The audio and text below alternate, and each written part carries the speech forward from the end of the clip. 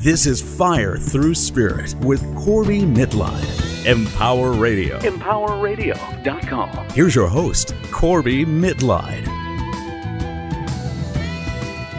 You might have noticed a new theme song and a new name. Fire Through Spirit has been my calling since I first went public with this work in 1994, though I'd been doing it privately for 20 years before. The name originally meant the fire of healing through the spirit of compassion. I'm a hands-on healer on top of the rest of what I do. But it's come to mean the fire of ideas to light the spirit of the world and the spirit in each one of us. That's why we're shifting the show focus from where it's been since we started in 2011. We originally saw this as a show for doing readings with the occasional guest. In 2 years, that's gone topsy-turvy. We now do the occasional readings, but we and you, our listeners, have come to love the discussions, the dialogues, and the discovery that happens when we bring on new and different voices. So that's the new format.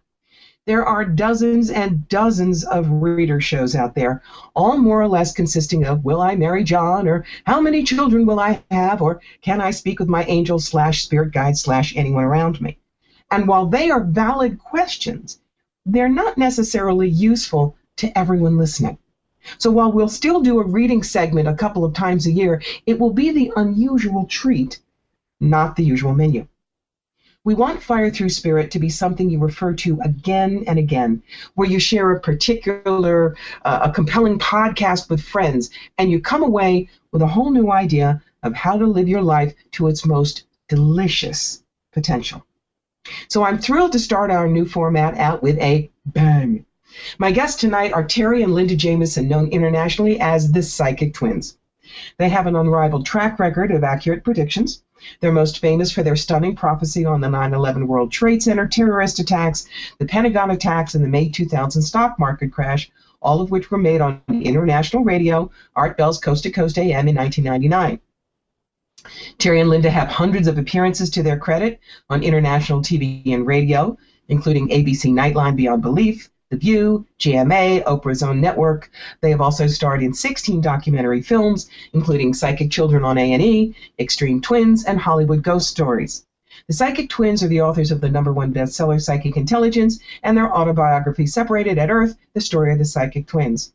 And otherwise, they got a hefty amount of street cred. Ladies, it is a pure pleasure to have you on the show with me.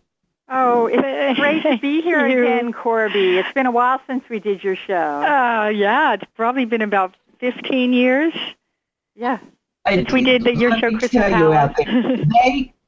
They remember when I was doing the Crystal Palace back on our little community AM radio show where the listenership was about 14 people and a sheep. And so of that tonight. Ladies, what I want to talk to you about isn't predictions. You do that on every single show. What I'm interested in specifically is what I call psychic responsibility, ethics, if you will, around being an intuitive with a public face. These days, yes. So many people come up to me and say, I want to do what you do. And they want to do it because they feel they have a calling. Well, right. My saying is there are 9 billion people in the world, and I can't read them all. So you are welcome to the table. But I don't care if you read for the local community center or you become as high profile as someone like you two. There are certain things you need to face up to and agree to if you're going to be doing that work. And that's where I want to know where you stand. So if someone is going to come and play out in the field with us, how do they have to start inside? Oh, that's a great question. Good question. And it's a wonderful topic because we feel like it isn't discussed enough, Corby, and it's not taught in schools. And I feel like ability is going to take you to the top of any field, but it takes character to keep you there. That's actually a reference to a Zig Ziglar quote. And what we find is that in any field, there is a lack of character, a lack of ethics. But we're all about, as Buddhists, we're all about living our lives and conducting our psychic work in a manner that is of the highest integrity so that everyone is helped. If we don't do that, as Buddhists, we believe in cause and effect. It boomerangs back on us in a negative way. It's funny because I was researching psychic ethics online, and I found a blog about psychic ethics, and the woman had stolen everything from our book. Okay. So much for ethics. So much for ethics out the window there. Without crediting us. We feel it's very sacred work, don't you, Corby? It's very, very sacred work. And we have to honor the sacred nature of psychic work. It's a service of the highest intention, or should be, highest intention and vibration. It's how I describe, in 1994, all of a sudden I could do hands-on healing and talk to dead people with no training. The door just blew open. And wow. I consider that when I got my draft notice from the big guy upstairs, hello, you mind? Sit down, I'm going to teach you about what you're going to do. And when you do that, you can't say, but I can only be available Tuesdays and Fridays because, you know, you're looked at and they laugh and they say, tell us another one. Mm-hmm. You can set your boundaries. For instance, there are a lot of people who will just walk up to a stranger and say, I have a message from your Uncle Donald, or I see that you're going to be in a near-miss car accident. I call that drive-by psychic shootings. That's exactly what we call it, psychic drive-bys. And we also call it psychic terrorism. Yes. Yeah. Not everybody's in a space to receive that message, right? And you could be talking to somebody who's literally mentally or psychologically imbalanced, and they may not know what to do with that information. So you have to be so careful. They control? Yes. I didn't know that. It's another reason why people are scared of psychics. If we do that, then they walk by us and they're thinking, is she inside my head right now? Ew.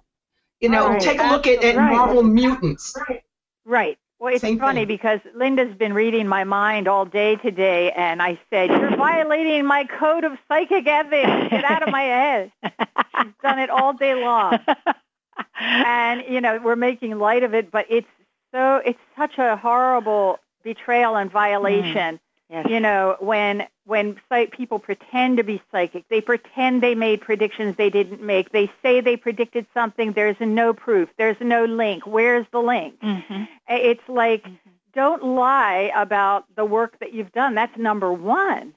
Don't pretend to be a medium if you're not. Don't call yourself a psychic medium if you're a medium. If you're just a medium, not that to take away from that, but don't advertise yourself as also a psychic or a prophet if you do not have any world predictions that you've ever made. Don't say that you're internationally famous if you did a couple of fairs locally. You know, there's a million reasons, you know, that we're doing this show, but the American Association of Professional Psychics has a code of ethics. And their number 3 on their list is avoid fraudulent practice, strive for quality in readings and all metaphysical and spiritual work, set reasonable fees, keep readings confidential. We recently worked with a friend, we've probably known her 20 years, and she was practicing hypnotherapy. We said, sure, we'll be, you know, your guinea pigs. Well, she transcribed our session and posted it online. Without our permission. Needless to say, we're no longer friends. But that's like the highest betrayal, not only of a friendship, but of the work. Mm-hmm. Absolutely. You know, when I talk about how to choose a psychic, I compare it to choosing a lawyer. You would want to make an appointment and know that it would be kept on time. Yes. You would want to have things explained to you so you know what's happening. You'd also want to know what you would be charged. You would want to have things explained to you in layman's language. You know, lawyer style, I say, yeah, habeas corpus and sui generis, and what the heck does that mean about the guy who stole my lawnmower? You would want to be treated with, you know, basically with courtesy and respect, not as an ignorant simpleton, not as money in 2 feet, and not as a supplicant. That's for a lawyer, and it's the same for going to any psychic, intuitive medium. You deserve the same amount of care and treatment. And if you as an intuitive are not willing to play that game, then fine, do it for friends. Don't take money for it, and don't bill yourself as a professional, because you're not. Exactly. Right. There's no governing body in this field, the psychic intuitive field, is there? There's no overseeing body that protects people from being swindled or hurt or betrayed in some way. And there's no licensing process. So anybody basically can hang up a shingle and say, I'm a world-famous psychic, and have absolutely no proof, but they advertise themselves as world-renowned. And this is, it's sad, but it is a gigantic con that's being perpetrated by millions of people that are not really qualified to do the work we're doing. And I think it's a crime. I think it's a terrible violation of people's trust and boundaries. And we say don't be a psychic to be rich and famous, because if you're striving to be rich and famous, it's going to backfire on you, and it's kind of ugly, the energy you'll get from that. It's like, do it altruistically to help people doesn't mean do it for free, because there should be an exchange of energy or money for what you do. Absolutely. We totally believe that. Yeah. But don't do it to be rich and famous, because you won't get rich and famous doing this work. Not if you do it right. That's very true. That's right. Right. I know that I am in what Dear Allie calls the travel channel. I'm a road warrior, and I'm on the road usually about 100 nights a year because I love it. So I do fairs and expos coast to coast and into Canada, and guaranteed that there will be various people at a show who says, well, can you do it for X amount being less than what I charge? And I look at them and I smile and I say, can't do that. They go, but why? I said, number one, the booth is $600. I'm on the road for 5 nights. I'm away from my husband, and this is how I make a living. Besides, if I don't charge what I say I'm going to charge, that's telling the universe, I don't really think I'm worth this. But here's what I'll do. If you call me at this day, at this time, on this phone number, I will do a reading for you pro bono. Now, you see, I will make that offer to 10 people. One will take me up on it because that person really couldn't afford it and did need the reading, and everybody else was trying to handle me into a discount. So I let spirit solve it. I really do. We deserve to get paid like a plumber or a doctor or a master chef, exactly for the energy. Oh, so true. I love that. I love what you said. I do too. Take it and run with it. None of this is copyrighted. When someone... It wouldn't matter if it were, let me tell you. Yeah, copyright, as we found, that copyright doesn't protect you anyway. It means pretty much nothing. But yeah, I mean, we've seen that, on in the media, there's a tremendous lack of ethics in the media and publishing, as we have found out, sadly. And every major network has censored our predictions, and that's psychic terrorism. And, when you go on a major TV show like The View, you're not expecting them to edit out our accurate predictions, but they did.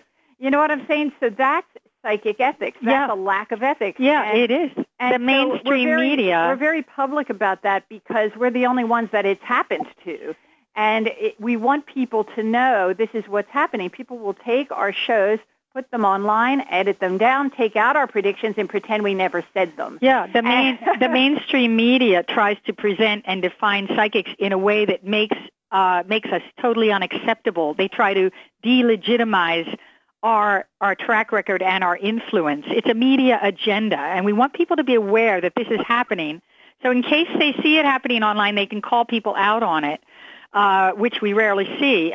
But we'd love to see people kind of maybe defend what we've done here. We're really legitimizing psychic work by documenting all of our hundreds of specific world predictions in a scientific way.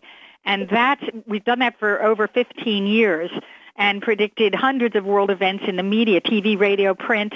And what we're seeing is as we get better known for doing this, the media is trying to put the kibosh on what we're doing and present us as if we are actually frauds. So they'll take a whole long prediction about the Denver terror attack in the movie theater, and they'll edit it down to, we see something in Denver. And when we gave them a long radio tape from Allie Cheslick's show, And she gave them permission to use it and said, don't edit this. And they edit it down to like just the city of Denver. And they take out the entire prediction to air on the Jeff Probst show and make it look like we never said anything, just for the crowd response and to see people gasp, and also just because they love to play takeaway. Now, this is another kind of violation of our boundaries, and it's an arrogance of power that's rife in the media. Oh, for sure. We've had our books stolen by major publishers, and we had no recourse because no one's won a copyright violation lawsuit in 10 years in the courts, and nobody knows this. No, nobody knows. Corby, nobody knows it, and that's psychic ethics. And people have stolen our identity 3 times now. Fake psychics have stolen our identity and our videos and pretended to be the psychic twins. And we caught them at it, and we stopped them because we are the ones that are trademarked and copyrighted. And we own the domain name, too. So you have to protect yourself legally as much as you can in this field, because people will just take and take and take. It's a full-time, Wild West. It's a full-time job, though, isn't it? And these people are preying on the vulnerabilities of people that are really in a dark place. You know, they may have just lost their mother to a horrendous illness, and so they're preying on their vulnerabilities and saying, well, I'm a world-renowned psychic who did all these things, and I can help you, and then you don't know what you're getting. It's a mixed bag. You never know what you're going to get. It's like, you know, I just have this thing about gypsies. Now, there are real gypsies and Roma. Madam Mickey up in Toronto is a friend. She's no fraud. I know her. She's okay. But gypsies are easy to fake. That's when they put on the headscarves and the jingling jewelry and the long skirt, and they do bad Russian accent, and they can be gypsy. Like Madame Blavatsky. Yeah, please. I call him Madame Hoo-Ha and Swami Swalanda. This is, no, seriously, this is what I saw in Canada, which is why I started teaching psychic boot camp. There was a woman who comes tearing out from behind her table and grabs a woman going by. And, you know, that's it. It's called hooking, and it's as bad as the other kind of hooking. And she says, you no need to pay $30, $40, $50. I reach a bomb for 10. She takes the woman in. She goes, ooh, you have a family curse. How many in your family? 4? You have dog? $50 every family member, $25 per dog. He's small. The woman leaves the booth 20 minutes later, hysterically crying, and $400 lighter. Oh, my God. Because the woman had convinced her if she didn't burn 400 specially blessed candles of the Roman Catholic Church, I bless real good, only $1 candle, her entire family was going to die in a car accident in 2 weeks. Oh, that's the worst kind of fraud. Exactly. And that is who people like you and I have to make up for. And everybody out there who's listening going, oh, my God, do I really want to do this kind of thing? Yes, you do. We need you. Yeah, but you have to be aware. Well said. Well said. Yes, our friend Kim Greenhouse says you have to be a good steward of the gift in stewarding psychic power. And she refers to it as a gift that is very sacred, and we need to value it and support other people in speaking out when there is a fraudulent person operating and violating boundaries and taking advantage of people that simply are ignorant and don't really understand. It's always going to exist. You know, we can't pretend this is all of a sudden going to change just because we're talking about it now publicly. It's always going to exist, but I think we can go a long way to making people aware of what ethics, psychic ethics and morals are, you know, important, and professionalism, as you mentioned, and that also is not being taught.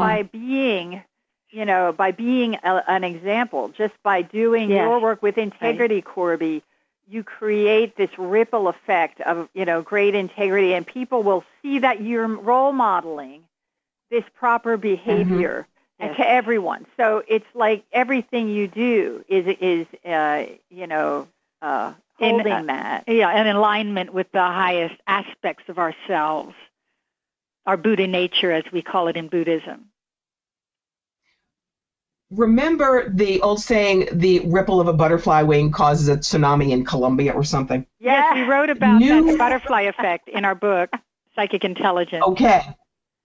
Okay. Now, everyone out there who is thinking, do I really want to do this?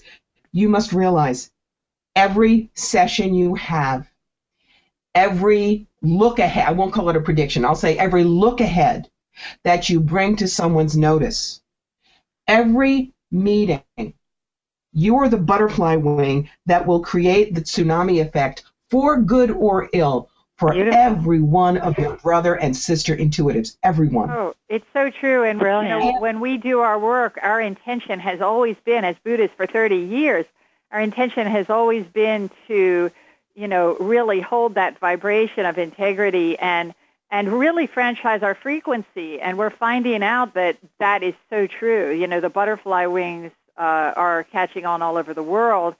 People are really feeling our vibration, and it's just the two of us. We don't have a staff. We don't have PR. We don't have agents. We don't have a secretary. Everything we do has been just us, and that's because of our intention. Mm-hmm. We don't want to dilute it, and we don't compromise. In the shows we choose to do, it has to be the highest vibration shows, such as you yourself, because you carry that same high integrity, vibration, and intention. And we feel that linking with people such as you, Ali Cheslick, David Baker, we are able to then hold the resonance at a much higher level for others to then tune in and kind of catch the vibe and ride along with us. It's changing. I mean, there's definitely psychic work is really achieving more. We're receiving more respect and more interest from the public. People are being held to a higher standard, I think, in general, because of what we've all modeled for the public. And I think it's harder and harder to get away with saying, I predicted that too, without providing some kind of proof on tape. Yes. You know what I'm saying? Now, let me ask, I do. I want to ask you to define something for me. You talk about a medium, a psychic medium, and you, if you will, put them in different file cabinets.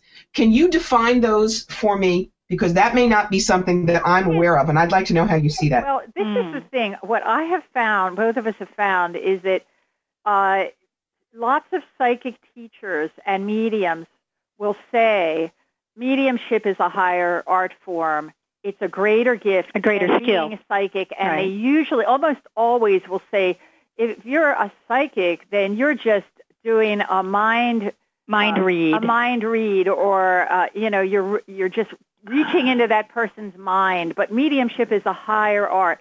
Well, first of all, that isn't true. Secondly, not at all. If you are doing mediumship, it's not really psychic. It's a different thing. Psychic, it doesn't just involve telepathic reading of minds. Obviously, we've demonstrated that by predicting 400 of the biggest world events over the last 15 years publicly on TV and radio. So we're not reading minds. We're not reading minds when we predict the future. Right. And so future prophecy is part of being a psychic. I think the word psychic gets misunderstood so much because TV has made it look all spooky and scary, but being psychic, we wrote a whole book about it called Psychic Intelligence, which was the #1 bestseller twice. And it's really so many things. It's so many aspects of intuition and metaphysics. You really, we want to encourage everyone to read our book because we go into so much depth about the four clairs and how we receive messages. There's science in the book. We always say, look, it's our job to know how this works. If you see a psychic say, I don't know how it works, I just did, then they're not really, people of integrity. You have to know how it works. You have to be able to explain it. It's like, would you go to a surgeon and if the surgeon said, I don't know how it works, would you go to that surgeon? And he had no track record of previous surgeries that were successul that he could show you? I doubt it. No. And a medium is somebody that your life in your hands. What? We can't hear you, Corby. I said you're literally taking your life in your hands with a surgeon, and in a sense, you're doing the same thing. Go to an intuitive who does not have your best interest at heart. Yes, you are. You are. People have been ruined by bogus claims and fraudulent, people that claim to have a gift, a skill set they simply do not have. And I know people that just starting out, they take a weekend course and they're already charging what we're charging for a reading after doing it for 30 years. They're already charging, 20, 21-year-olds that I've honestly seen on TV going out and charging, $500, $700 for a 30-minute session. That's like beyond belief, and people are paying it because they're on TV. They think, they must be good. Must be good if they're on TV. And so it's really something that I think people need to be very careful about what they're getting sucked into. That's just arrogance at its worst. You need to develop this gift over many years and start at maybe even a rate of donation only, so that you can, grow the ability and develop those psychic muscles so that you have a sense of confidence about what your skill set is. And it might be very different from what you think it is when you first start out. Yes. It took us many years before we charged anything. It took us maybe 8 or 10 years of doing the work before we charged a dime for what we did. And we had to know we were good before we even started charging $40, $50. And I don't see that happening too much these days.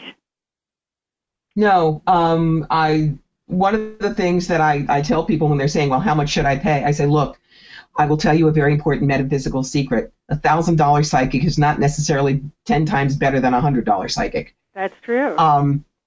You go to people in Lilydale, there are some superb people there. They charge pittance. Who'd you see at Lilydale? We went to, I forget his name. It was 1980 or 83. Back in the 80s. Way before I had a brain. So around 82.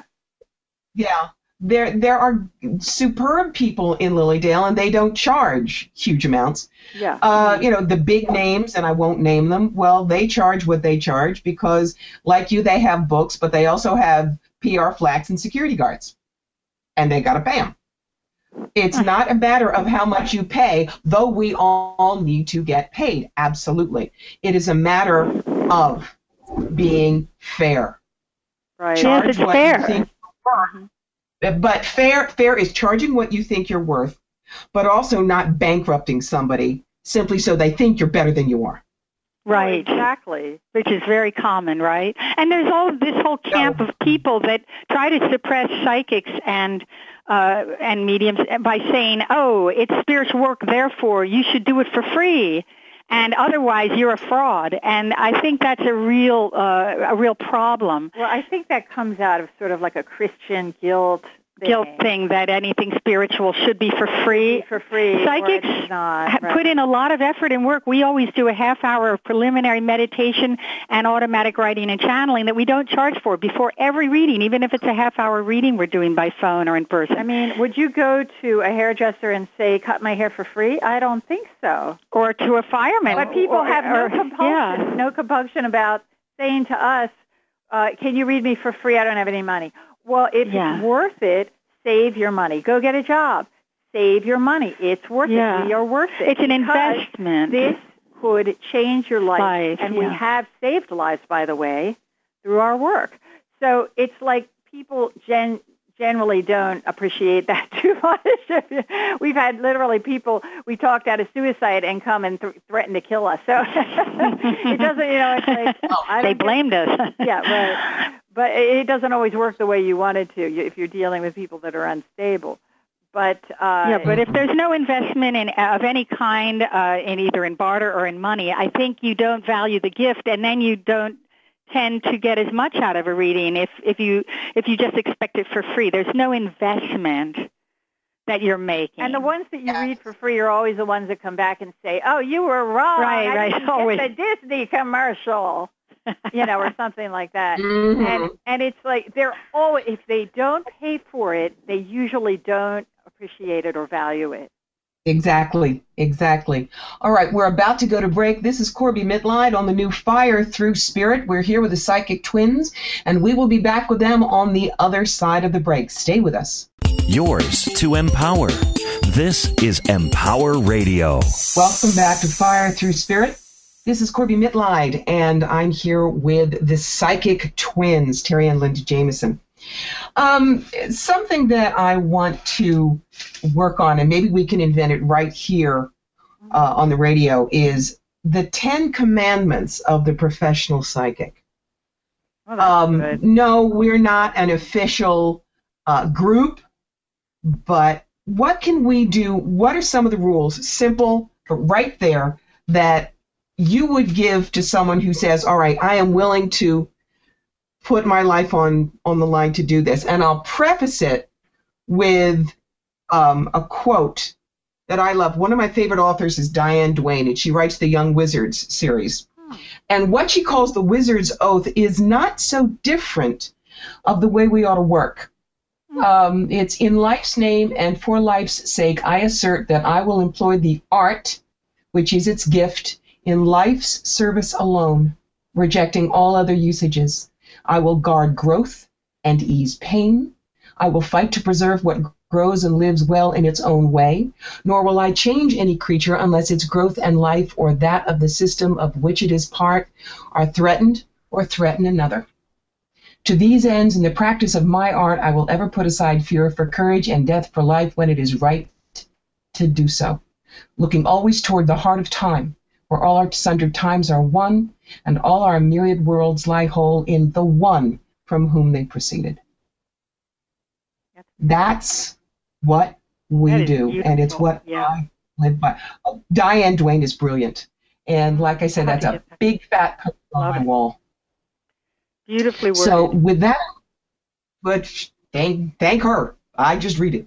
But with that idea in mind, if we were going to create the 10 commandments of the professional psychic, what would be the first one?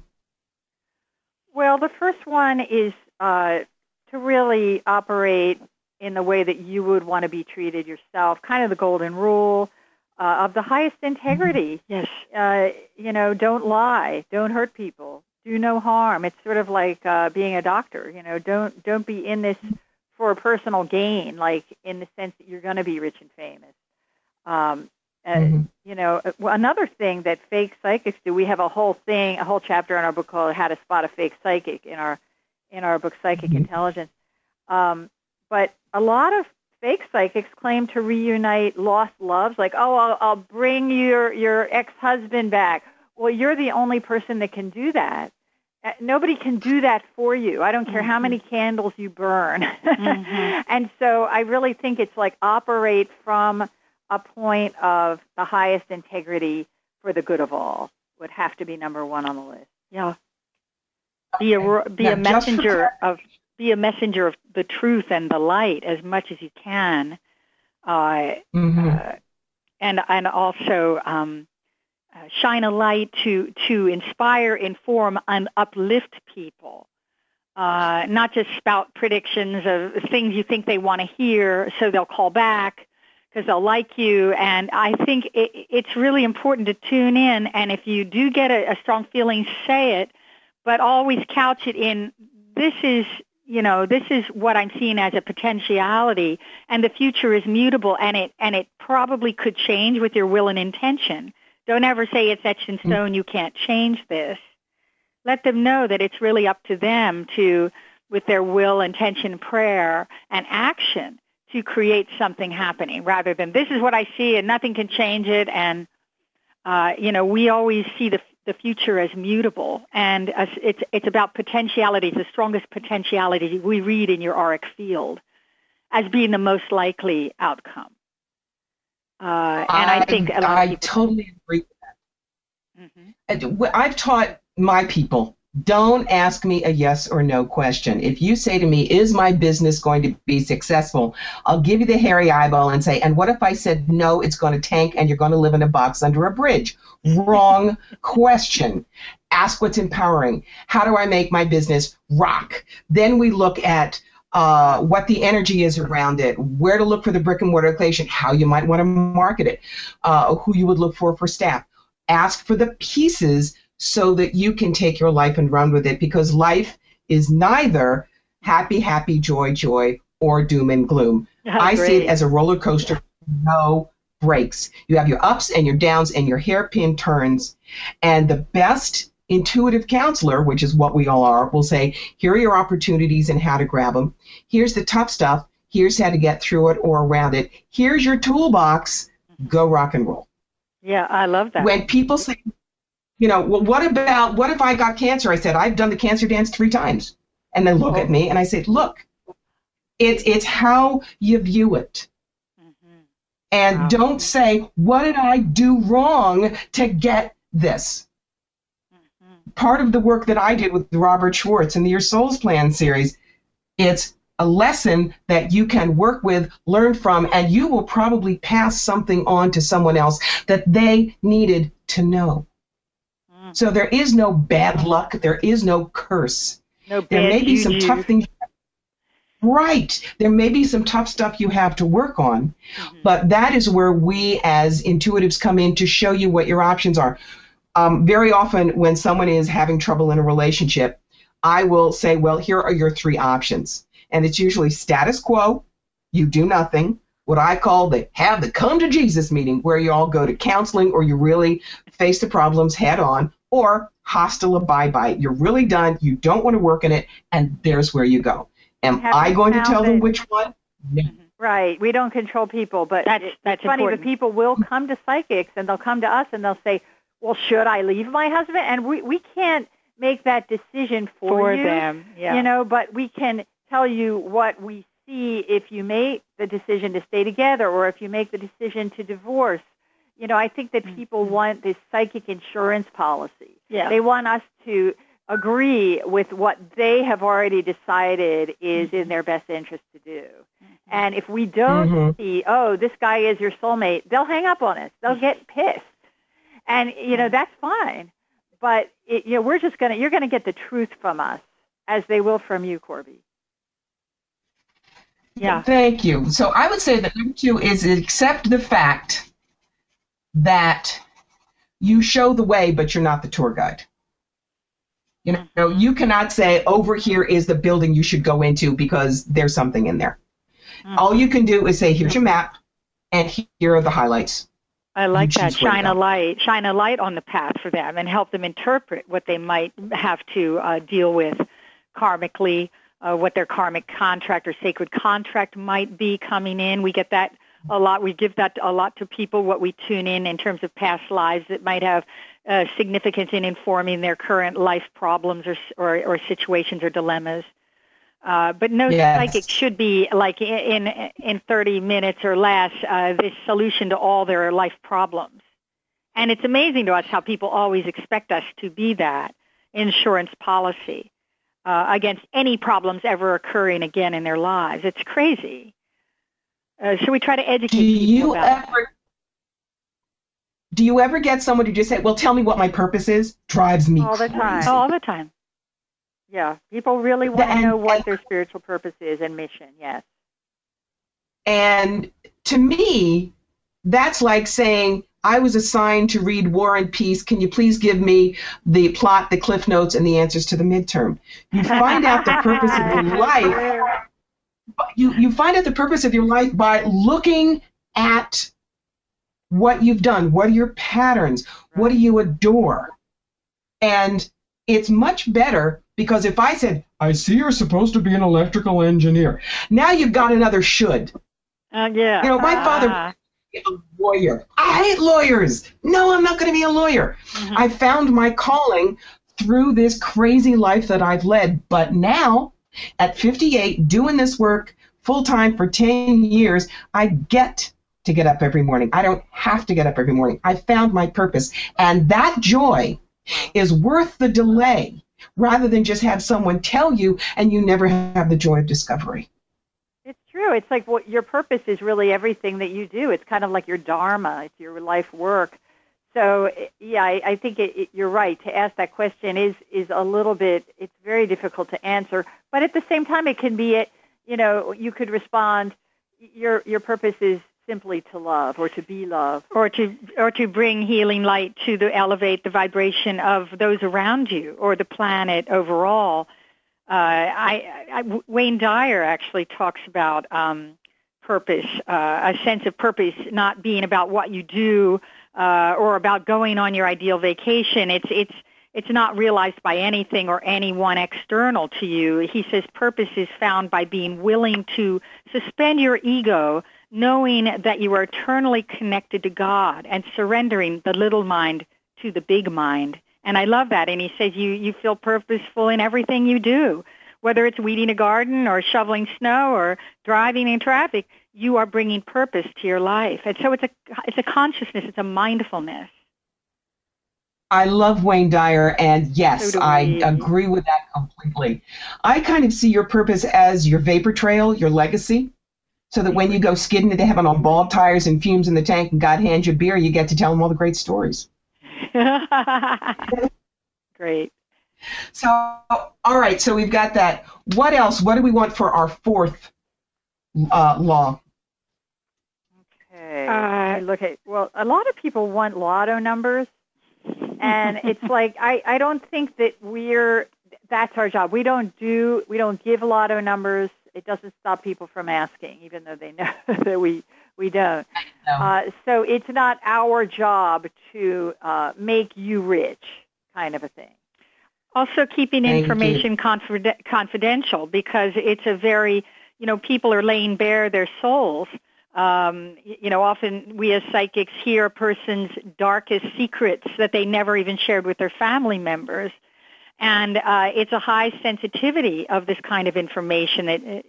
Psychics can't be cavalier with that and just sort of talk about it, with other people or publish stories without their express permission. So I think that's an important thing to know, that it's sacrosanct, the work we're doing with a client. It has to do sometimes with suicidal feelings, or I really want to be a transgender. These are very, very sensitive subjects that cannot be discussed outside of that discussion with the client. And along with that, I would say the next one would be admit it when you can't connect with a client. There's nothing wrong with you or the client. It's just that you're not their reader. Right. Very true. And you should end the call and say, I'm just not making a connection. I'm not sure why, but there's a block, and I feel like it would be unfair to pretend I'm getting some information about you just so I can, continue the reading. Yeah, there's something we call psychic abuse, where, the client calls us and pays us, and then they feel like, oh, well, I paid you, so I can be abusive. I can abuse you. And we won't allow that. We will send their money back. Okay. We tend to call them on that if they do that. Yep. Also, there's something that I call remote spying. One of the things that I was asked once was a woman sat down and said, can you tell me where my husband is sleeping with his mistress? And I said, I'm sorry, I don't do remote spying. And she goes, oh, well, is he sick? Is he going to die soon? Yeah, and that's a case where I just gave her the money back. Yes. So realize money is energy. If you're going to take money for information that is not yours to divulge, I promise you that money will be tainted, and it will not bring you joy or usefulness. Yeah, again, it's so remember, karmic. Money is energy. It'll come back as bad juju, bad karma, something negative. Exactly. Right. The next one I'm hearing literally is the sentence, plant just seeds, just as in just and fair. So that if somebody comes to you and says, gee, you're really good, I'd like to learn how to do this from you, teach fairly. Realize that the teacher-student contract is one of the most sacred and powerful.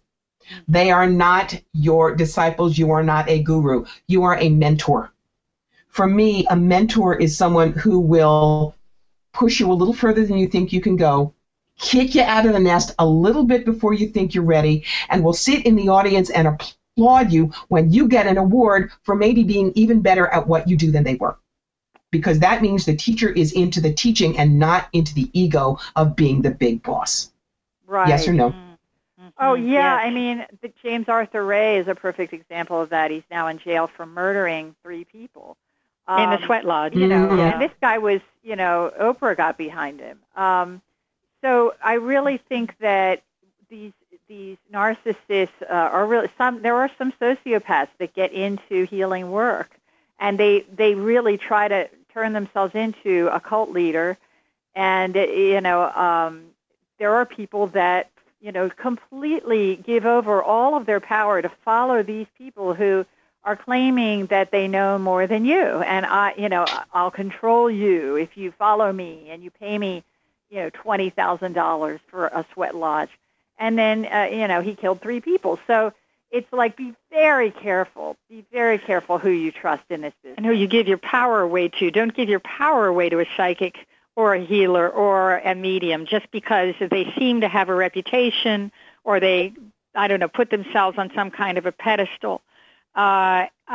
It's taking advantage of, I think, people's vulnerabilities, especially when they've lost loved ones and they're coming to you just as any bridge, any connection to that loved one. It's important to honor that, you want what will serve your client's highest good. And I think it's important to really have a strong faith-based sort of practice.